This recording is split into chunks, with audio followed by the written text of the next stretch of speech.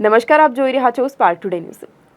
Ward number 14માં ઉમેદવાર હેમાંગ જોશીનો લોકસંપર્કનો કાર્યક્રમ યોજવામાં આવ્યો. ભારતીય જનતા પાર્ટી વડોદરામાં આવતા રાવપુરા વિધાનસભામાં વોર્ડ નંબર 14માં વડોદરા લોકસભા બેઠકના ભાજપના ઉમેદવાર ડોક્ટર હેમાંગ જોશીના પ્રચાર અર્થે રાવપુરા વિધાનસભાના લોકલાડીલા ધારાસભ્ય અને ગુજરાત વિધાનસભાના મુખ્ય દંડક શ્રી બાલકૃષ્ણ શુક્લજી, સંયોજક શ્રી ભૂપેન્દ્રભાઈ લાખાવાલા, સહસંયોજક Shri Rakeshbhai Patel, ex cabinet minister Shri Rajendrabhai ત્રિવેદીની વિશેષ ઉપસ્થિતિમાં ફેરણી કાર્યક્રમ રાખવામાં આવ્યો હતો.